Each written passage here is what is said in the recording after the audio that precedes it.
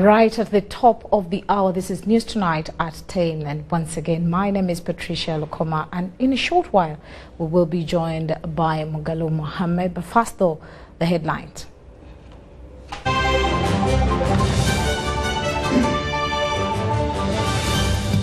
President Museveni holds a meeting with the Chinese president. Bank of Uganda officials are given a cash bail. Kadaga demands for a report on Bank of Uganda. And in sports, Teso College allied to host ball games too.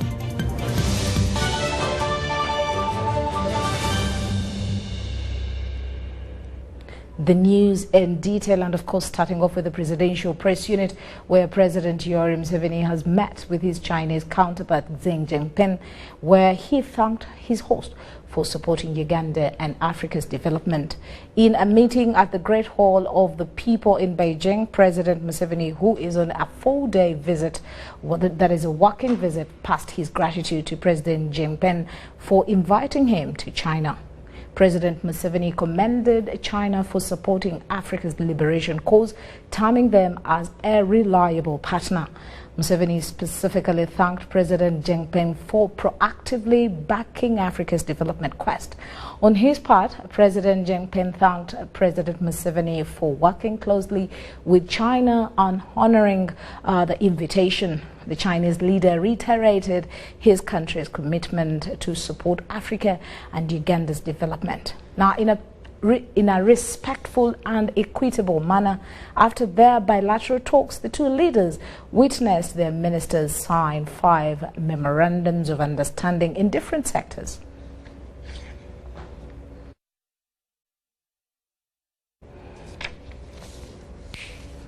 Now, President Yoweri Museveni, again now in Beijing on a 4-day working visit to China, has received and held discussions with the chairman of the China National Offshore Oil Company, Huaiyan. The meeting took place in Beijing at President Museveni's residence. The meeting aims at deepening understanding of the nascent oil and gas industry to benefit the people of Uganda and the oil investors. The president said that to derive maximum benefit from that energy sector, the decisions by both parties must be arrived from an informed approach that is not only legal but also legitimate. SINOC chairman Huaiyan commended the government of Uganda for the conducive investment environment that exists within the country.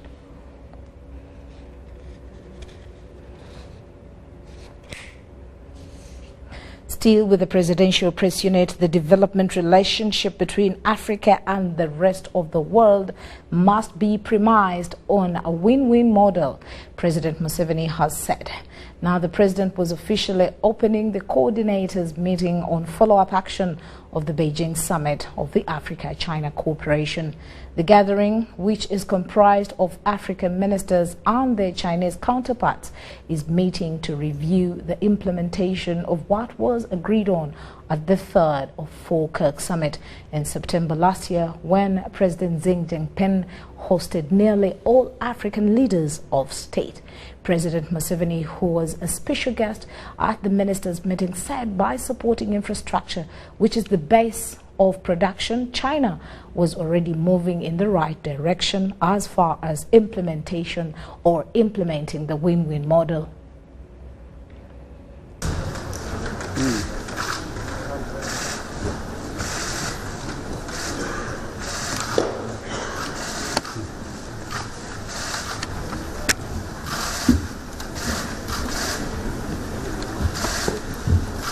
Your Excellency, President Yoweri Museveni.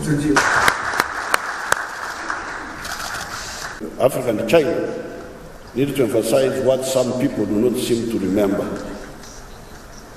Modern wealth and jobs creation means, as already alluded to in these remarks, understanding the importance of 2 primary actors, the producer and the consumer.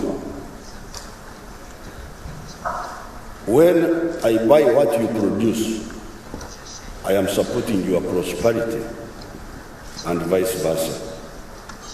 High levels of production without high levels of consumption will result into a disequilibrium like that occurred in 1929 that preceded the Great Depression in the capitalist world. Finally, Africa and China should therefore establish an equitable trade and development model that should emancipate humanity from the primitive tendencies of win-lose situations. We should all work for win-win frameworks.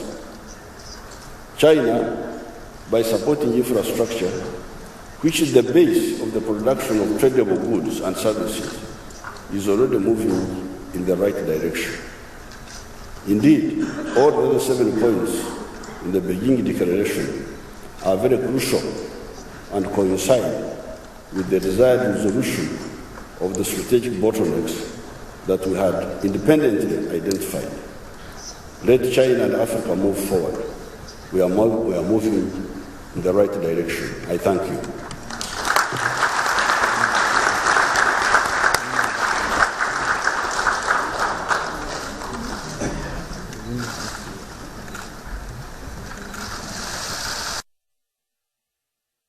Well, still with the presidential press unit there in China, Chinese Foreign Minister Wang Yi has paid a courtesy call on President Yoweri Museveni in Beijing, China. The meeting took place on the sidelines of the coordinators meeting on follow-up action of the Beijing summit of the China-Africa Cooperation.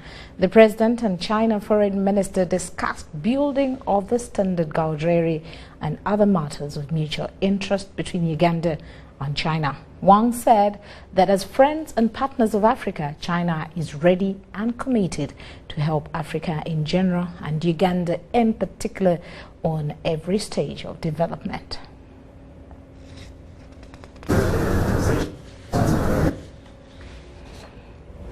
And issues to do with the Land Commission, Margaret Mary has lamented to the Commission of Inquiry into Land Matters how she lost her plot in Busiro, Kajansi to the former advisor of Uganda Police Force, Ambrose Murunga. Margaret told Commissioner that she was put under detention and forced to transfer her property to Murunga through intimidation under the disguise of State House. Mary is currently sheltered at Mulago Hospital under the disguise of a caretaker. That's the evidence I shall give. The Land Inquiry has listened to a touching testimony by Margaret Mary on how she lost her land to a police advisor. Mary told commissioners that she mortgaged her property located on plot 1029, block 383 in Busiro to Housing Finance Bank at 40 million shillings. But due to a financial crisis, she decided to engage a one Alexandria, a money lender, through his lawyer James Balintuma to cover up her debt. They awarded me 250 million for a mortgage, but I refused the 210 million. I only asked them to deposit 40 million. Trouble started when she was kidnapped, and the conversation she only heard from her kidnappers were about ammunitions, State House and torture. I was uncomfortable right from the time they started talking of State House. And then when they said also they were my brothers sent by my parents, both of my parents are dead. But my question is, had you agreed to sell this property to anybody? If I had met the proper people, I would have sold it. Okay. But when I realized that I was dealing with the people who were saying things which are making me uncomfortable, I realized that I was in danger. So at this time, she was taken to Kitgum House to get the land title, and her alleged kidnappers identified themselves as family members, an aspect which astonished commissioners. But they asked the Chinese how much. Then the Chinese said it was already 100 and something million, I can't remember now. Then they said that you have to reduce, that this is our sister. Our parents sent us to recover that land title because it is a family property. So I felt bad because they were not my brothers, and I thought that they were supposed to be sincere that they have come to buy the property. The now homeless Mary told commissioners how she has resorted to prayer to invoke divine. She is now residing at Mulago Hospital under the pretext of a caretaker. So I came to Kakande, that's how I came to Mulago. I slept first at the police, then entered at the church of Kakande at 4. We prayed. Then Kakande told us that we should come back again. We prayed on Thursday, on Saturday we should come back. When I went again to sleep at the police chased us away, that you go and sleep in the hospital. So we went. Mary said she at one time communicated with Ambrose Murunga, who accepted for a meeting at Lugogo, but upon reaching the agreed place, she was arrested and taken to Jinja Road Police and detained for 2 weeks. And you are never taken for charging after the 48-hour period? They were planning to take me to Lucera, but what happened was, I called when I was detained, I decided to put my phone in a private part.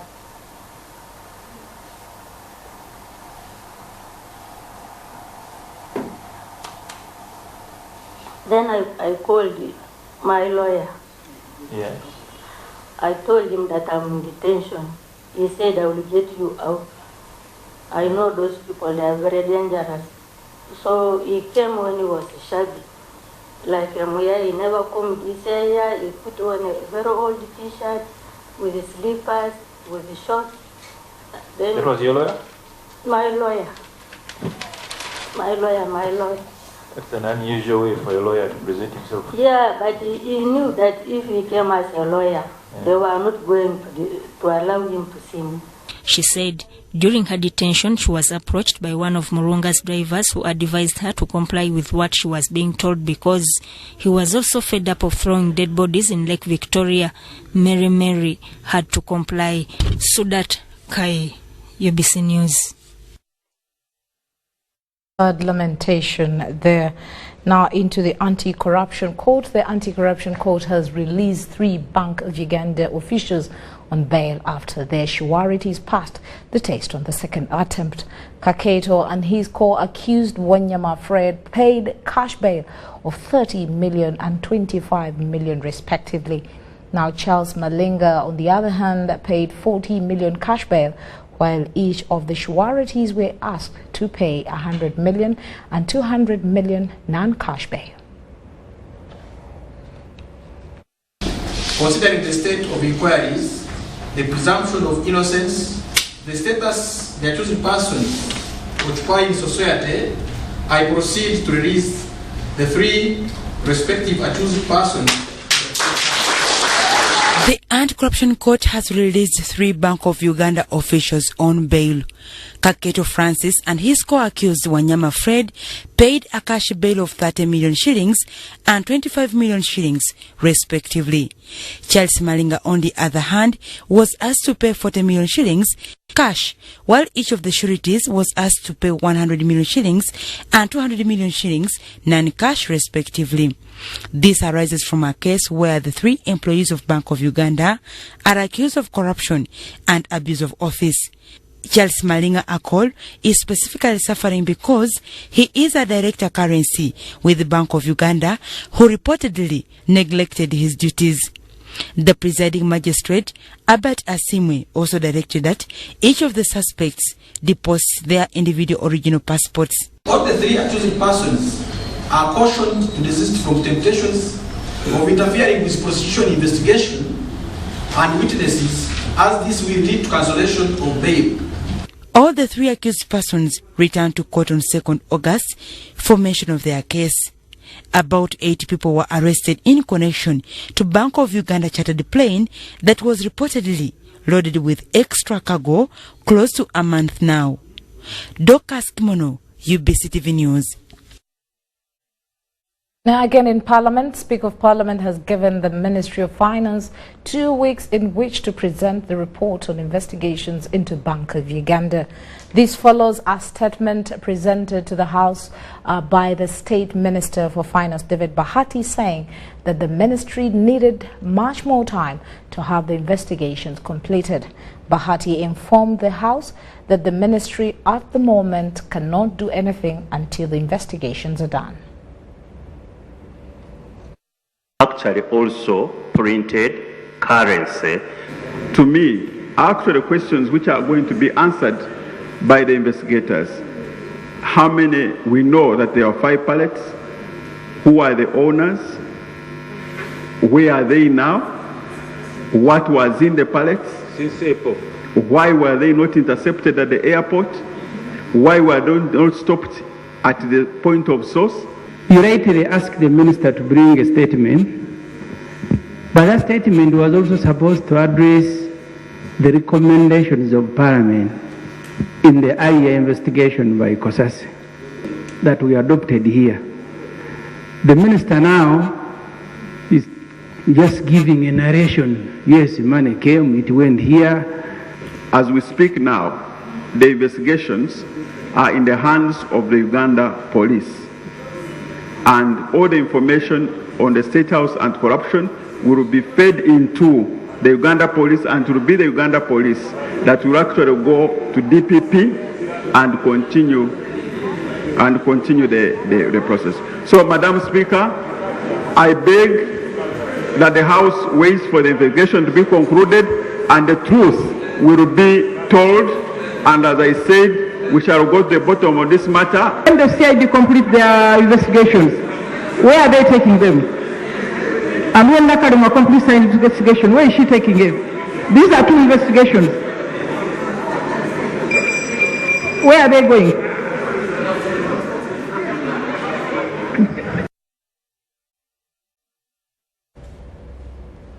Now, a little bit away from the Parliament, interventions directed at improving the living standards of people affected by insurgency in the eastern and northern Uganda progressing with optimism as communities fight their way out of poverty.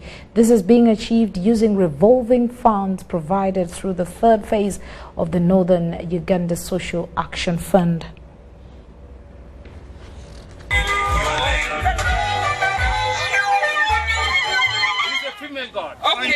Through the Sustainable Livelihood Pilot Project, NUSAF has already committed the funds to 168 villages, with each entitled to 36 million shillings. These funds are to help more than 150,000 people belonging to 574 self-help groups. According to the NUSAF Sustainable Officer Peter James Malinga, they have identified a couple of districts to pilot the program with other districts expected to come on board. We give a total of 36 million to the village, and groups, 7 groups that are within those villages are taken through a set of processes and activities, including following what we call our NUSAF 5 core principles and the core responsibilities, upon which they are assessed after a period of 12 weeks, which is 3 months, and are graduated to what we call self-help groups. Soroti District LC5 Chairperson Simon Peter Edoru lauds the program for its timeliness, but wants government to consider other villages since it operates in only 3 villages per district. It is my humble prayer that the OPM begins to think of expanding it beyond the watersheds, because we see most of these projects, like now here, all these projects come from one particular area, but the other part of Asuret, you can't find this project because it's in small pockets. Edoru questions the time frame for paying back the group loan of 3 months, saying it isn't realistic and called for adjustment to at least a year. So this program of 3 months cannot allow you to stock anything. So those are the areas I'm also getting in this. And then also the amounts are still very small. Because when you give a group 3 million, it is small. This is something we're going to review and see whether it is important to increase the duration. Now, when it comes to implementation, we also have time not in our hands, because poverty must be swept out of our communities quickly. So we need to see if it is required that we beef it up with more people, more experts, and ensure that we learn and be close to our people much faster than we are doing now. The beneficiaries are the already existing NUSAF savings and business groups in the districts of Kitgum, Gulu, Pakwach, Lira, Kotido, Soroti, Utaleja and Kapchorwa, and the money was given to them as additional investment capital. As a project, most people are saying that there is a likelihood probably for us, people are trying to compare us with other government programs like the Youth Livelihood and the WEB. What I wanted to say is that we, SLP, is unique in its programming. One, we do not give money before we prepare the groups. So we take up to 3 months to prepare beneficiaries before they receive the money.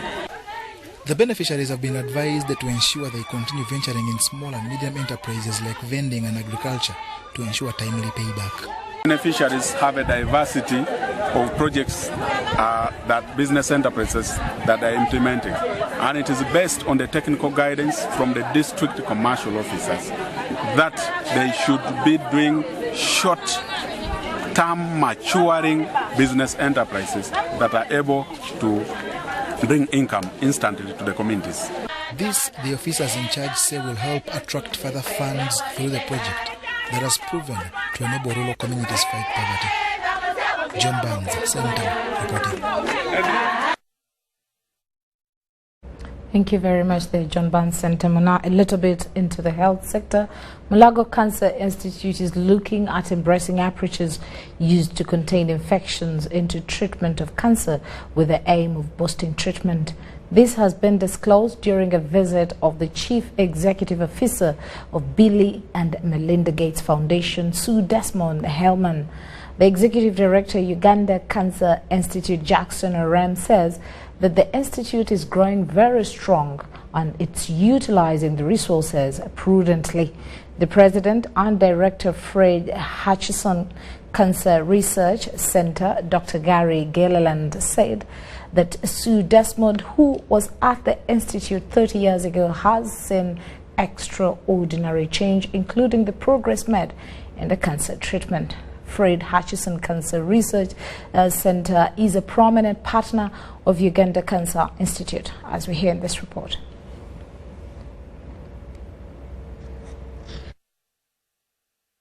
The key thing is that some of the observations that come from here, where supplemental medicines, standard of care diagnosis, transportation facilitation, nutrition assessment, and so forth.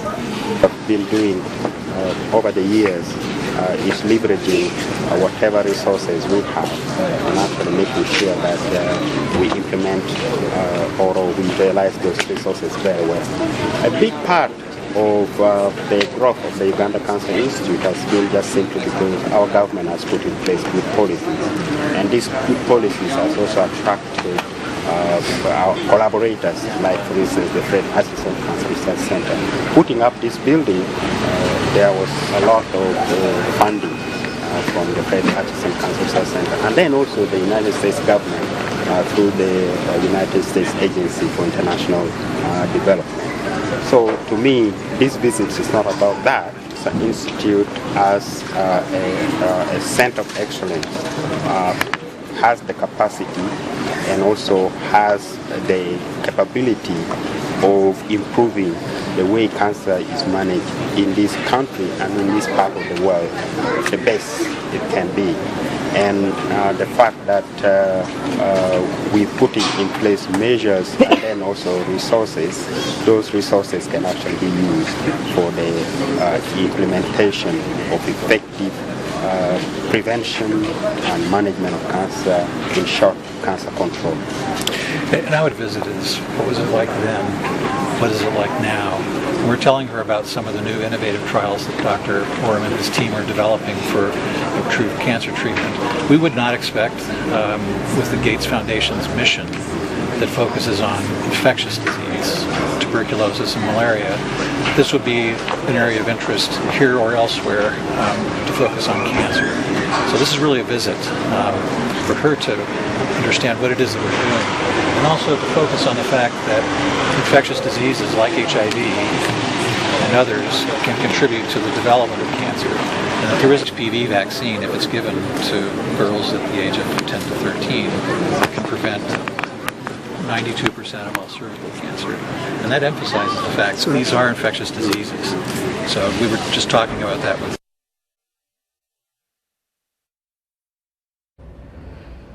Well, still in our first segment, government is to set special funds for the housing and mortgage sector. The State Minister for Housing and Urban Planning, Chris Baryomunsi, says the funds will be accessed without any interest rates. The minister also says that government will provide free electricity, water and road connections to investors in housing sector as a means to cut high construction costs. Unplanned and ugly housing scenes, also referred to as slums, is what characterizes the bigger portions of Uganda's urban areas. This is as a result of high interest rates coupled with high taxes on construction materials that makes construction expensive for an ordinary Ugandan. The State Minister for Housing and Urban Development, Dr. Chris Baryomunsi, says government is to set up a special fund for the housing sector. My team can tell you that we are in advanced stages of discussion within the government and the other partners to see whether we can secure money that the banks can then compete for, and we have it housed within our own banks, which then can be accessed at lower interest rates than what obtains in the market. The minister adds that government will provide free electricity, water and road connections to investors in housing sector to cut high construction costs. People put houses in areas where you have to do a tarmac road to where the units are, where you have to incur costs to extend electricity, where you have to extend water and sewerage services at a distance. And then I have been told that in most cases that constitutes up to 30%, in some cases 50%, 30 to 50% of the cost of the house. So what we are doing as government. He made the remarks in Najera, a Kampala suburb, while groundbreaking ceremony for Najera Heights apartments. The construction project, worth over 12 billion, is to be undertaken by Buildnet and invest in real estates, and is selected to put up to over 90 units. We are currently executing a 5-year strategic plan of having 4,800 units constructed. And this is one of the projects which is in our strategic plan. So in 5 years, we are aiming at having constructed 4,800 units, both apartments and villas, which are affordable to Ugandans. The real estate developers also want government to reduce taxes on construction materials to make decent houses cheaper. Because cost of material contribute about 70 to 80% of the overall cost of a housing unit. So we believe that if government reduces on the cost on the taxes that is being levied on the construction materials such as tiles, sanitary materials, and all those ones, we believe that the cost of construction will come down, and therefore this will make the houses we construct and other developers more affordable in this country. Philip Aguta reporting. Now the Ministry of Gender, Labour and Social Development, together with the Africa Group, is to adopt the Convention on Eliminating or Elimination of Violence and Harassment in the World of Workplace. The Permanent Secretary, Ministry of Gender, Labour and Social Development, Pius Bigirimana, says that the Convention aims at protecting workers from violence and harassment, as we hear in this report.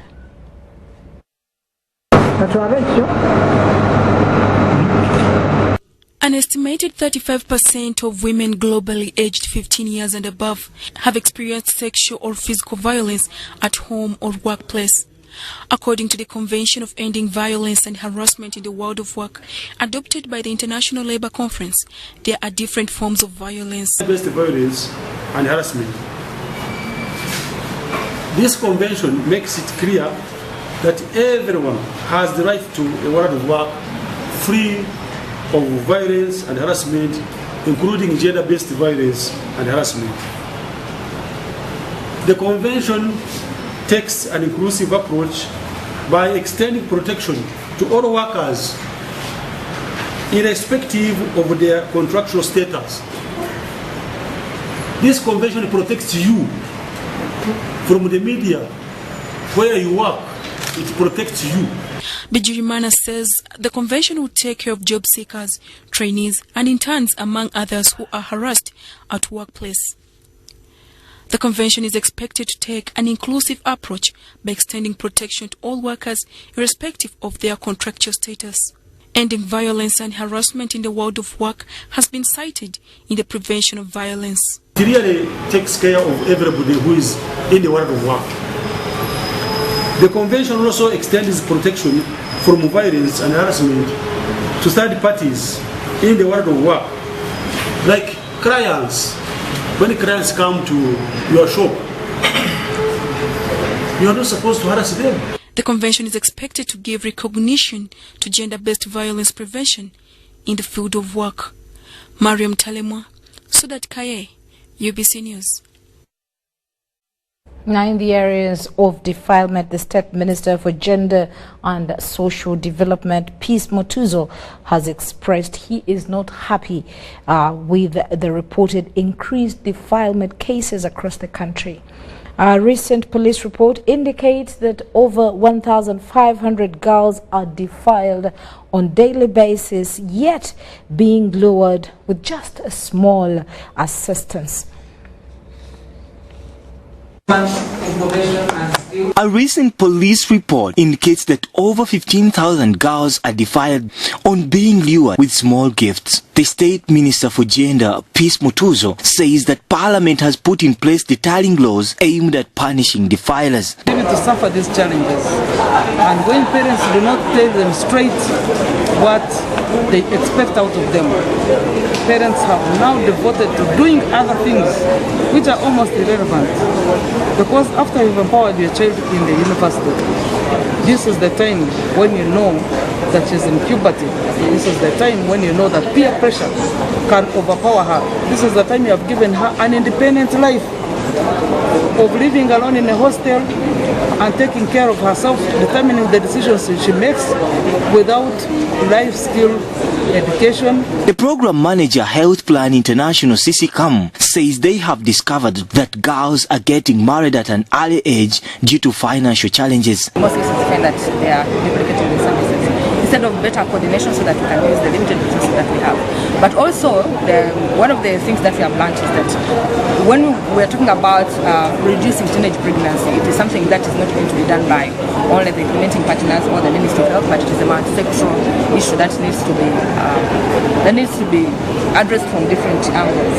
Because when we are talking about one of the challenges that we came up from the youth is that there's lack of economic empowerment. Nacheyune Nora, a youth advocate in Kampala, wants government to strengthen deterrent laws aimed at punishing those who attempt to defile. You find that very many girls are living in desperation and in poverty, and in most cases, once a girl is out of school, the next thing is getting married or conceiving. So there are a number of issues, and some pregnancies come as a result of rape and defilement, which we've seen that it is so common in the eastern region of the country, where the defilement cases are ranking very high. Nelson Akaturira compiled this report. Well, it's time for us to take a short break, and of course when we do return, we will continue with business. Stay with us. Every dream has a challenging journey. Ours began in 1998 with a mission to drive the development of a robust communications sector in Uganda. We created structures to champion the dream. We've evolved, made discoveries, supported great minds, empowered Ugandans, and fostered a vibrant culture, enabling communication for all. Down the years, we've created memories and networks, uniting generations and building great partnerships. Together, we can go even further. UCC, celebrating 20 years of achievements. Freedom City ya Kuyunguma! 7th chapter music na city events watusako take over pare kumebere na mwenda gakulune situndaba yimbi bonaba amanya Representative Waka, WhatsApp it's a point in Kenzo. I'm so much Makumi July. Freedom City, take over party, Calvin the entertainer. You don't know. Some we originate, some of them are imitated. It's the king herself on the 20th of July. Mr. Samagra, B2C, Rapid Up to You, White Bender, King Saha, Media Jasmine, Space Dana, Ghetto Kids, Voltage Music, Maureen Antume, Fefe Busi, Livingston, Exodasa, Tim Swizzy, Sharon Payton, Robert Daba, Alento from USA, Palazzo, Chosen Blood, Vivian Tendo, Rened, Azizacion, Sengase Banga, Topika Sente, Naira Ali, Hey Pass, Ruden White, Victor Camenyo, Big Guy, Steady, Naba Imebala Nabanji, Runechi Chagwana Mevo, one of Let's Cover the Entertainer, Gajango Zemiaka Kumina Gumunga, Kueresa. Calvin Jangondere, yo, what's up? I'll be performing at Freedom City on the 20th of July, take over party. Nakuzomweza abiri July, twetange ku Freedom City, tatuwagira Calvin, emiaka 10 na gumu. Freedom City ngabiri July, hokinga mtwalo gumu, vipi mitwalo ebiri, Calvin the Entertainer ye kalabalaba. Emiyongiko usawa mwendezo regulo, UBC bachivujiride, kinono chigezemu. Ngabiri July, kome biri kumina mwenda, Freedom City.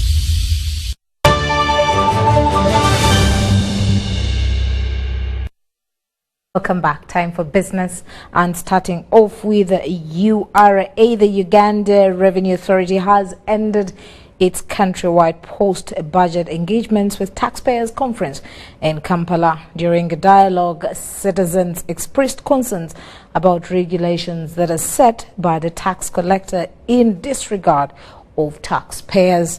They demanded that the authority extends tax education programs to the lowliest taxpayer if they are to achieve tax appreciation from Ugandans. Uganda's taxpayers want Uganda Revenue Authority and government to put in place for a fair tax regime. Part of paying taxes, and therefore you people should give us the accountability. At this juncture, I propose, instead of having budget weeks and budgeting, we should have a national activity report where we provide a national accountability. Whenever you collect money, we come here and have. And these are some of the answers from government to answer their questions. Thank you so much. This year you're delivering 16 trillion shillings, and next year you are going to deliver 20 trillion shillings. From this country, Uganda, imagine, this is something that you should be very proud of. Not get tired of deploying our energies in serving our taxpayers and our other clients. Uganda Revenue Authority, Ministry of Finance and partners from the civil society and the private sector organized the budget conference on budget strategy and key interventions, tax policy measures for financial year, organized the budget conference in Kampala to make the public appreciate the budget strategy and key interventions. Tax policy measures for the financial year 2019-2020 and appreciation of the budget and accountability. Different government bodies promise taxpayers to automate and improve service delivery, among other reforms. Too much money. They must follow the law and say tax this, they find it deficient. And therefore, the policy makers follow the path of unbalanced economic growth. You look at what is first, which will feature generate money. That's when you talk about roads. Neutrality and simplicity of a tax policy creates public understanding and appreciation of taxes charged by the population. For URA that seeks to collect 20 trillion up from the 16 trillion collected in the last financial year, these principles must be held. Expended 9 trillion on road infrastructure, but only 1,500 kilometers have been made. 9 trillion David Matovu and Akaturia Nelson for UBC. Thank you very much there, David Matovu. A little bit into the agricultural sector, where farmers in Chiboga district are worried over new crop pest that is damaging their beans. They are also concerned of the presence of banned agricultural chemicals on the market. Farmers in Chiboga district are embracing the planting of drought-tolerant and high-yielding crops. Buliaba Jen in Chekumbi Lwamata sub-county, Chiboga district, owns half an acre of land.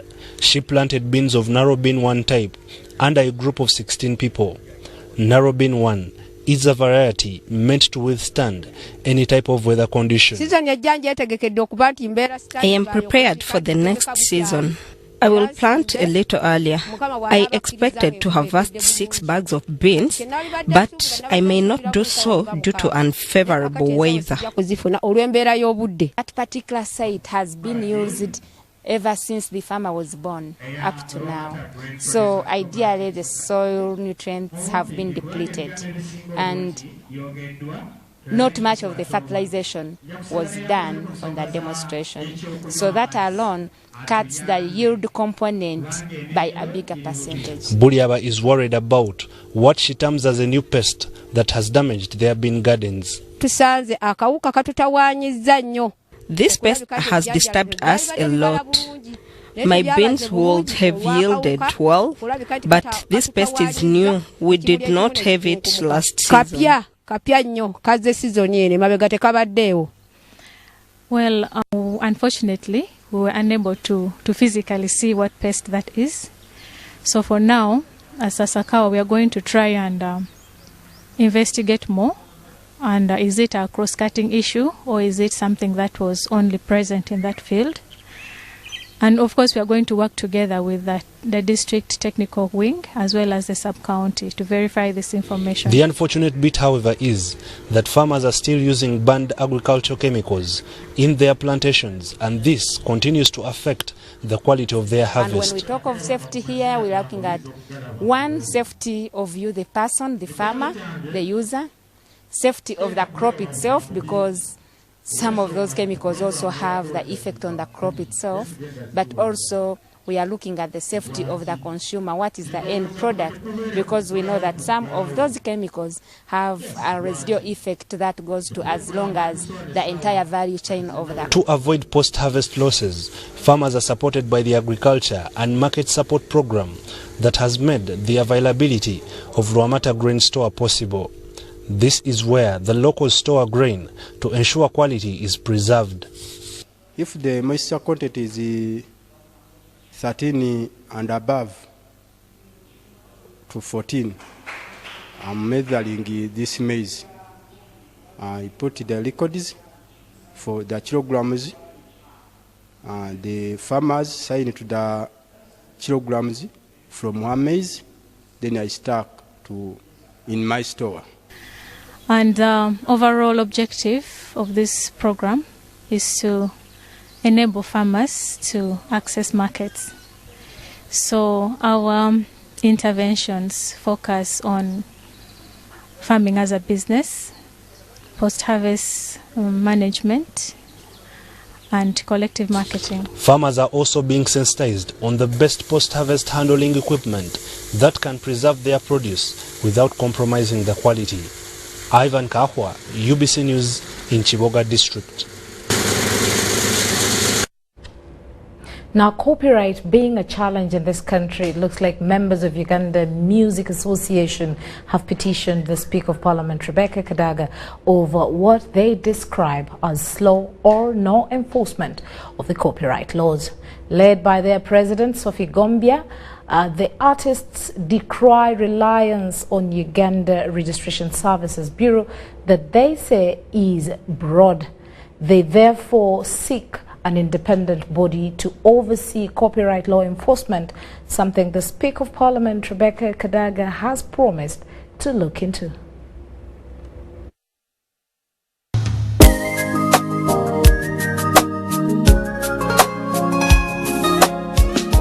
Their business is instrumental in providing a total brain workout, reducing anxiety, as well as improving sleep quality, mental alertness, and memory.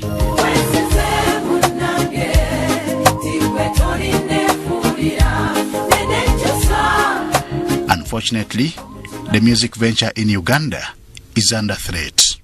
The implementation of the copyright law is proving a challenge to the economic progress by musicians. That a number of countries have put in place government structures that effectively handle copyright administrations. These include Kenya, i.e. Kenya Corporate Board, established in 2001, which has now propelled Kenya into the third position after South Africa and Nigeria amongst the countries that benefit from copyright-based countries. It is for this reason that they want an independent body to manage copyright.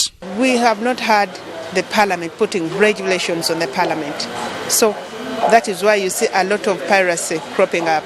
We're asking the parliament, we're asking the government of Uganda to kindly regulate the law, to put the law into action. These have the backing of Shadow Minister for Culture and Performing Arts, Katolubwama.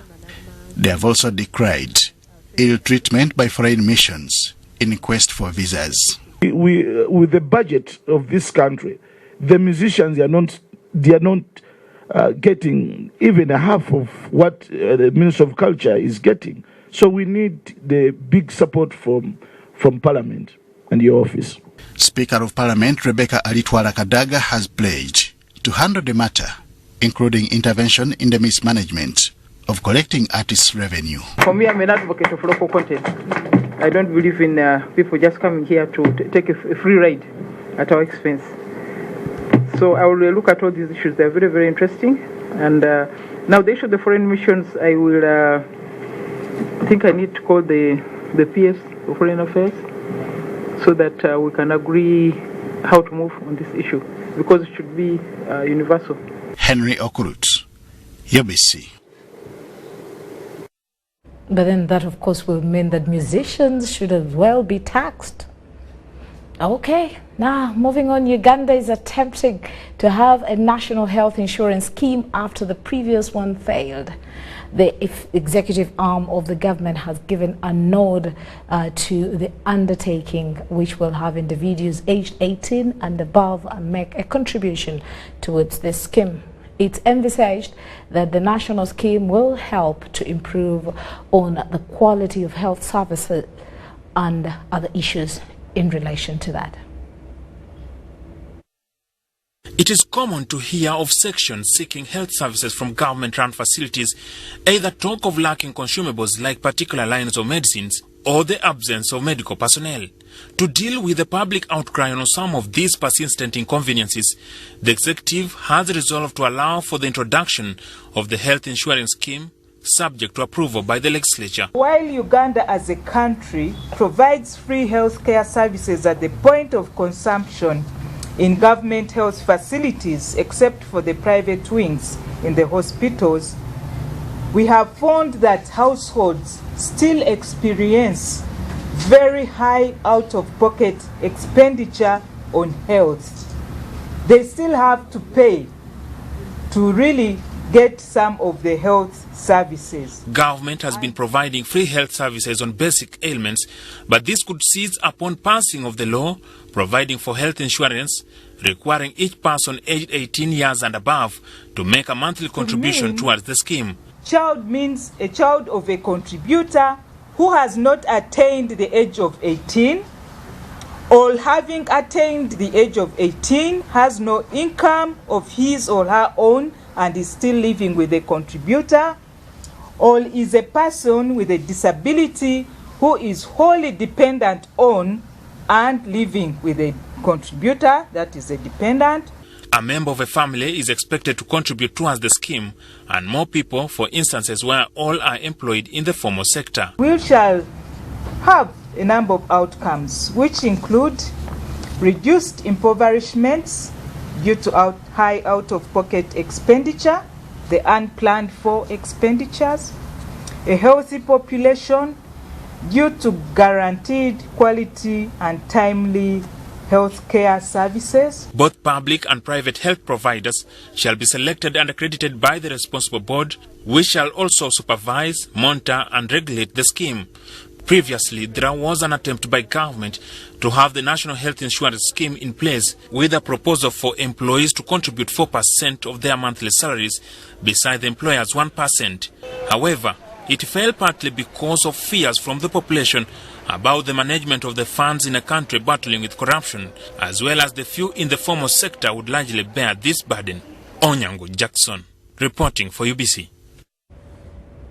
Let's take another short break and return with our international news. Stay with us.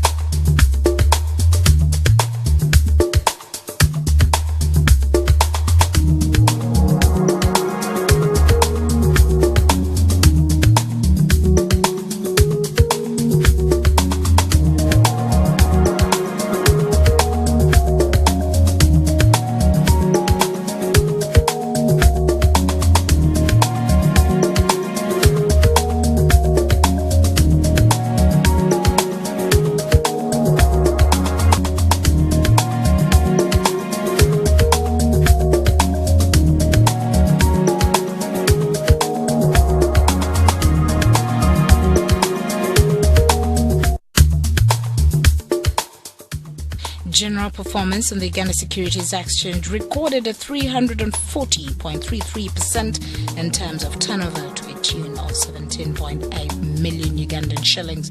The local share index decreased by negative 421% and the all share index increased by 0%.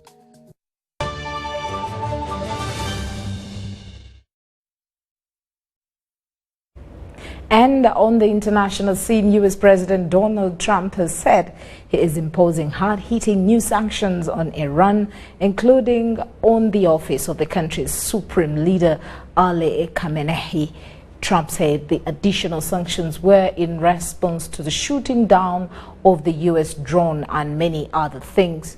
Ayatollah Khamenei, Iran's highest authority, was singled out because he was ultimately responsible for the hostile conduct of the regime. Iranian Foreign Minister Javad Zarif said that Americans despise diplomacy in a tweet sent after the announcement of having a thirst for war. Tensions between the two countries have been escalating in the recent weeks. However, U.S. Treasury Secretary Steve Mnuchin said Trump's executive order, which would lock up billions of dollars in Iranian assets, was in the works of before.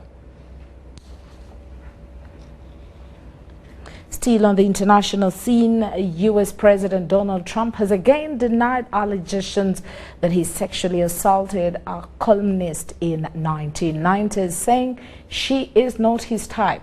Trump said E. Jean Carroll was totally lying about the alleged attack in the New York department store, emphasizing that she's not his type. Carroll, 75, made the allegations in the New York Magazine last Friday, saying she would consider pressing charges against President Trump. According to Carroll, the attack allegedly happened at a store in Manhattan in late 1995 or early 1996 when the pair bumped into each other while shopping. Trump asked her for evidence when buying lingerie for another woman and jokingly asked her to model it for him. In the charging rooms, she said Trump lunged at her, pinned her against a wall and forced himself on her. She is the 16th woman to accuse Mr. Trump of sexual misconduct. Now, Mr. Trump has denied all allegations against him. On Monday, he dismissed the allegations with similar remarks he made in 2016 about another accuser, Jessica Leeds. I don't know anything about her, and she's made...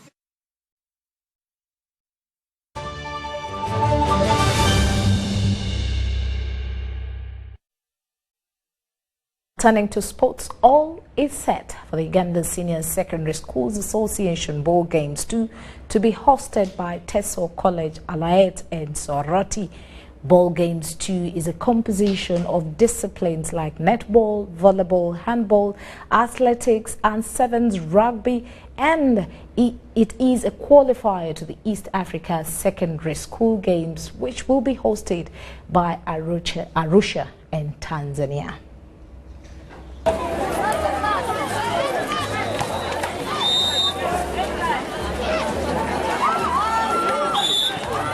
If you know you're not a student or would like to feed yourself, keep off. And also, would you please punish, according to your rules, those who break these rules. 2, there are unruly teachers, coaches, and the head teachers. Because once you are sent to the rules and you start the game, we do not want to change these rules. There are those who are unruly. Please let the rules also tough to them.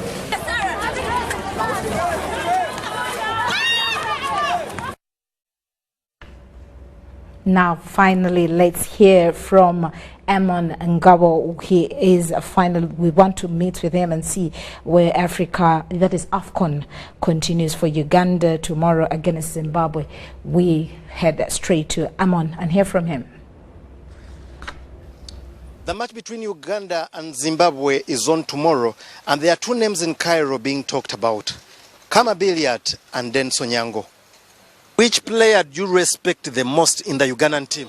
Dennis Onyango. Why? Because he's very, very clever for the goalkeeper, and if any match he player, I forget for the I am very afraid for my Egypt, but inshallah Salah he won't he gained one goal. While addressing the media at the pre-match press conference here in Cairo, Cranes head coach Sebastian Desabre emphasized the need to take Zimbabwe seriously. No, Juko is take a yellow card in the first game, and we need to manage something about him. We have a lot of players in my team because the level is very close, and I will take a decision about him. But we have a group. We have some position, and it's possible to Juko play tomorrow, but I will take a decision, and it's very important to have the player 100% to give the maximum of the pitch. The Cranes custodian Denson Nyango emphasized knowing 90% of the players in the Zimbabwean squad. I'm playing against a team that I know most of them. And yes, I have to spy on them because everyone for himself. So yeah, we look at their video clips and see how we can try and contain them, because, as you know, very good players. Most of them play in the PSL, and most of them have played with them in the same team. So all I need to do is to give an insight on what I know about them and how to try and stop them from their fast attack, because we know they're very quick going forward. So yes, every team has its own weaknesses. They also have their weaknesses, and that I have to tell my teammates as well on how to deal with it. But we're looking at the entire team. We're not going to look at the individuals like Kama Billiard and Knowledge Msona and Nyasha Mshek. We just need to focus more on the entire team, because not one player will be able to play alone. It is exactly 9 years since the two sides faced off, and Uganda knows that only a point can make them progress to the next round, while Zimbabwe knows fluttering around will make them lose a place in the 2019 Africa Cup of Nations edition. You can be good at that, good in the air, good on the ground, and all sorts of qualities. But when it comes to the game, tomorrow is